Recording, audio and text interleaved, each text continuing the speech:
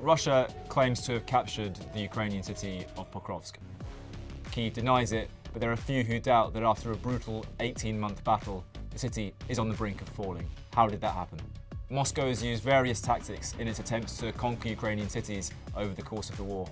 A few years ago, you would see columns of tanks, infantry fighting vehicles, and soldiers pushing into a city like Bakhmut in an attempt to force Ukraine's defensive forces out, and at the same time, the city would be encircled on the flanks in an attempt to construct a cauldron. You'd have seen troops moving street to street, block to block, in scenes not too dissimilar to World War II. What you see in Pokrovsk is almost totally different. An extraordinary proliferation of Russian drones keeps Ukraine's defensive forces pinned down in their dugouts.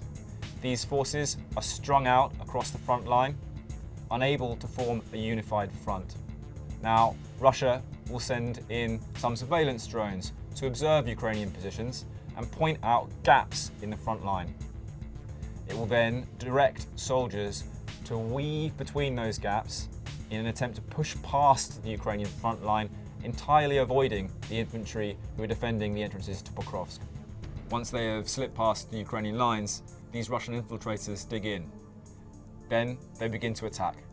They'll send in drones or shoot Ukraine's defensive forces, causing chaos behind the Ukrainian front line. Because these Russian infiltrators are so far behind the Ukrainian front line, they are able to target the drone pilots, who typically sit further back from the front in the Ukrainian rear.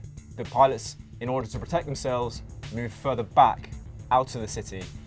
But that has negative consequences for the defense of Pokrovsk. They can no longer target, attack and kill as many Russian forces pushing into Pokrovsk because they themselves are further out of the city. At the same time as this is going on, Russia is using its drone forces and glide bombs to heavily target the supply lines, bringing food, water and ammunition to the Ukrainian forces inside Pokrovsk. The chaos sown by these Russian infiltrators allows more Russian forces to enter the city. Over time, Ukraine loses the ability to defend the city entirely.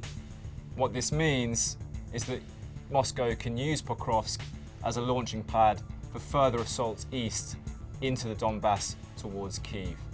Now the lines are heavily defended, but Russia will be seeking to gain access to Kramatorsk, Slovyansk and other Ukrainian cities that make up the so-called fortress belt.